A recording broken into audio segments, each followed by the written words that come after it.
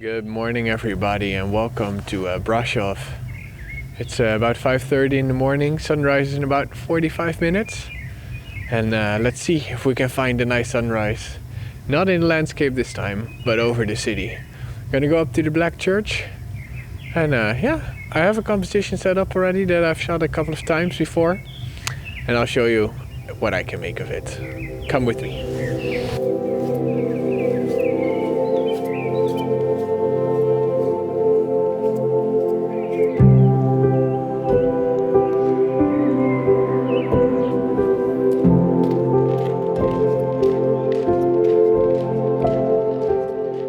So today it's not really about landscape photography maybe, but it's more about shooting locally.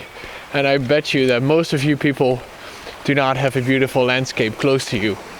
But you might have a nice old church or a nice creek or whatever. You might have something nearby and that can still help you in your landscape photography. So today what I want to talk about is trying to find that composition and the light with it. So I hope there might be some nice light today, but looking up at the sky, it's pretty blue. Might still be an okay photo, not really what I wanted, but I will tell you what I would like and how I think I'd get it. I'm gonna go up here to have a nice view over the city.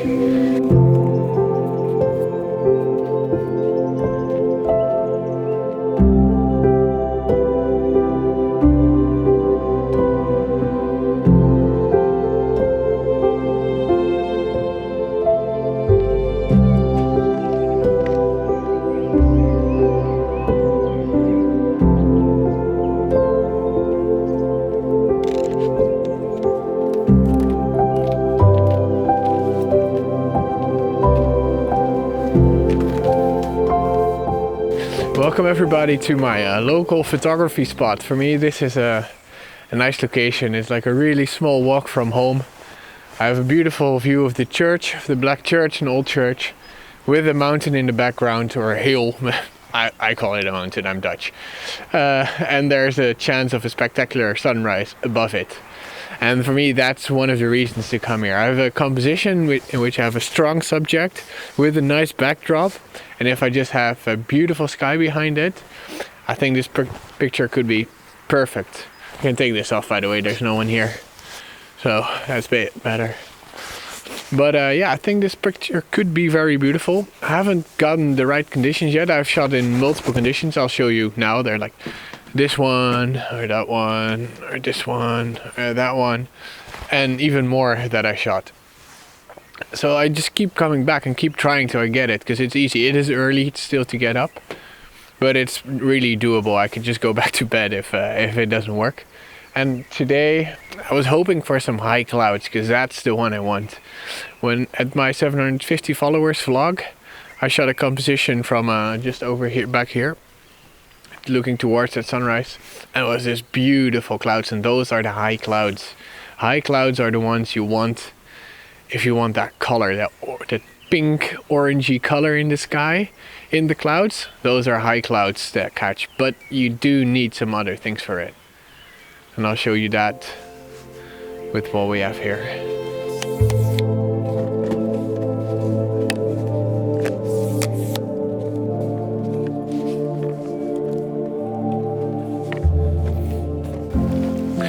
One of the beauties and dangers of these local compositions is that you know exactly what you want to do. I know I need my 50mm lens at this spot, preferably even a bit higher, and that's pretty much the shot. So it's very easy to set up these shots, which is also the danger, because that's when you're not going to look for other compositions, because you might get stuck on this one. So even on little compositions, keep looking around at what other things you can find. There's an old school building there just underneath the mountain, which I would like as well as a shot. It's not going to work today, I think, and maybe there's a shot here as well. But let me tell you about clouds. I'm going to point you that direction. I'm going to turn myself around because that's where the interesting things are happening. Okay, so let me explain a little bit to you about clouds, because clouds for me are very, very important in landscape photography, especially for sunrise and sunset photography. Those clouds are the things that can give your image just a little bit extra, that extra color and the atmosphere that you want in your photos. In a lot of photos that I take, there's always some part of the sky in it. So it's important that that's good as well. And I just love those pinky, bright colored clouds, which you just get in just some conditions. And as you may see now back here, I don't know if you can see it, but there's this band of medium or low clouds on the horizon. I had a look at windy.com, I'll show you here. And it showed that in the low clouds, there wouldn't be anything at all. Medium clouds, there would just be some medium clouds around on the mountain ranges. I thought that would be there. And then high clouds above that. Now what you want is that those high clouds can catch as much sunlight as possible, because that's the one that gives that color. And you don't want medium clouds or low clouds blocking the sun, as I think we have today. Because the sun, you can think of it as the sun is round and it comes up over one edge and it hits the first thing it encounters, and that will be low clouds because they're most close to the ground, and then the sun rays will hit the high clouds. So if there's low clouds and medium clouds on the horizon, you're not going to be able to get that sun to light up those high clouds. And that's what we have today. It's starting to bright up pretty quickly. It is beautiful there though, but it's not really in my shot. And there are some higher clouds up here, but I think they're blocked by the sun.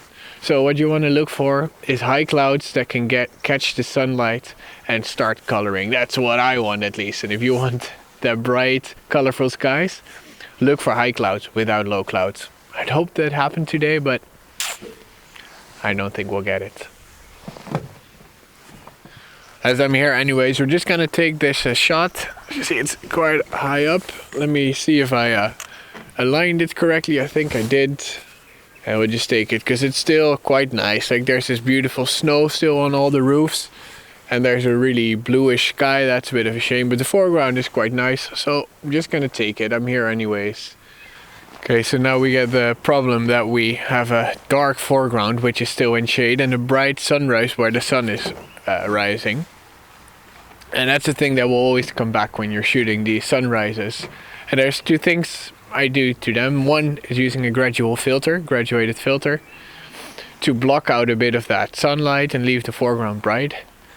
But that's only possible if there's no thing sticking into the sky. And this one, it should kind of be possible to use that. Another option is to bracket my shots, which you've seen me do in other photos as well. So make a darker exposure, a middle exposure, and a lighter exposure. I think I'll go for the bracketed exposure this time, just because I feel like it. Oh yeah, I know why I'm going for the bracketed exposure. I don't have a filter thread for this lens, so I will go for a bracketed exposure. And let me show you how I do that, because I got some questions about it. So there's two ways to make a bracketed exposure. And one is to do it manually. You have to use your histogram.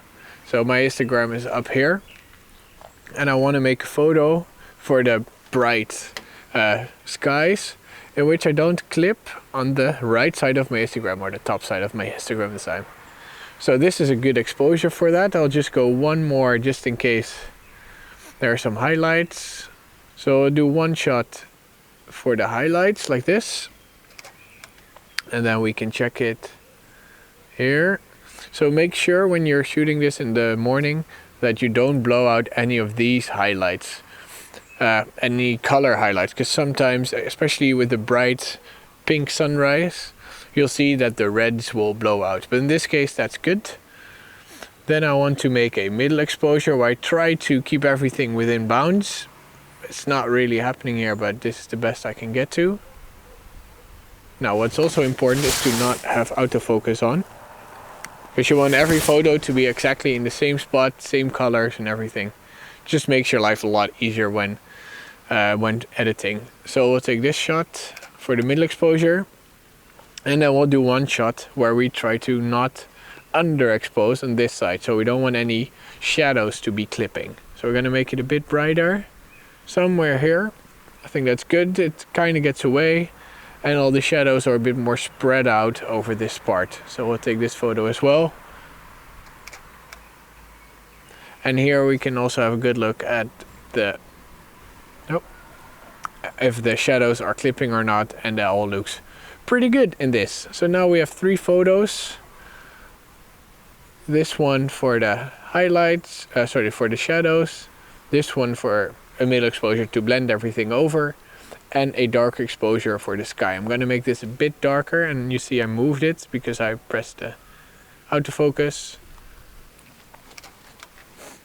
So, and now I have 3 photos which should be good for me to edit together in an HDR. So we jumped into the future a bit because I noticed that I forgot to tell you about the second way to expose for to do a bracketed shot. And on my Canon, I'll show you in the back of the screen. If I press this Q button, not when I'm in live view mode, I have to close that off, but if I then press the Q button, which is here on my 6D, I get this table or sideways, which might be a bit annoying for you, but you have to stick with me. If I go to this part of the screen, I'm gonna click around and I want to go to this one, and if I turn my dial, I can choose how many stops I want to go over and below. So my standard is 2 stops. I just heard that somewhere and I took it. It works for me. So with 2 stops on both sides, it goes back. We can go to live view. Make sure your camera's drive is on 2-second timer, because else you have to click for yourself. So we'll put it on 2 seconds. And for here, we'll find a middle exposure. So somewhere where we just don't blow out any of the sides. This is okay. And then we just click it and we wait. And the camera takes 3 exposures. And just as the one before, we have 1 shot for the shadows, which you can see it's not underexposed here. 1 shot for the highlights, which is not overexposed on this side of the histogram, and the middle shot, which we can blend everything into. Okay, so as said, I don't think we'll get a nice beautiful sunrise. There's no clouds above, some clouds in the distance which are not really catching. But one thing to keep in mind when you're photographing these sunrises is that you have to be early.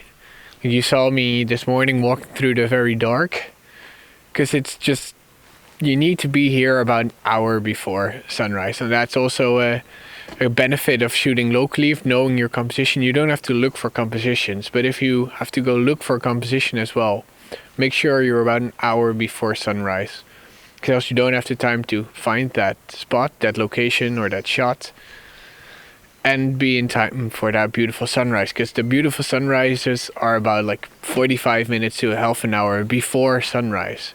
So make sure you're not there just at sunrise, but be way before that, so you can find your composition and be in time for the clouds to light up, which they don't do today. It's a shame. Could have been really nice, but there's really nothing at the moment. Even a shot here, which I took last time as well, it's not really working. So now the other shot that I really wanted isn't working. We're gonna put on the long lens and see if we can find something else.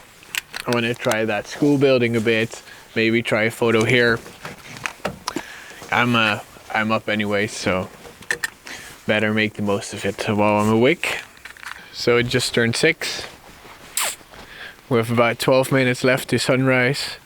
So if there would be any high clouds, it's too late for them to catch any color. So we're just gonna have a try at some other compositions to just see what happens, and if I can find some compositions for next time I'm back when there's better light. So we're gonna try this school building over here. I do like it that there's like these street lights in the foreground to give this yellowish orange glow to this very blue hour shot, which is a good contrast. Orange and blue is always good. So let's see what we can sort of make of it. It will never be a very great composition, I think. Really needs a lot of atmosphere, this. Okay, well, I just took a shot of that school building there, but it's not it doesn't really work today. There's no atmosphere in the sky. I shot it with a bit of snow in the sky, which was already way better. It's just too clear and crisp today, which can be nice, but for this type of landscape photography, it doesn't really work for me. I need some atmosphere in the sky. So yeah, I don't think I actually have a very good photo to show this video. I hope you learned something from it, and this is what it is. You just never know what you're gonna get. It might be a beautiful day with a beautiful sunrise, or you might wake up early and you get nothing at all. That's the problem with photographing early in the morning.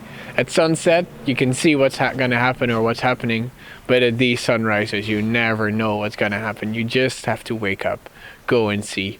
Stay up through the night if that's more your thing. But yeah, this is part of it.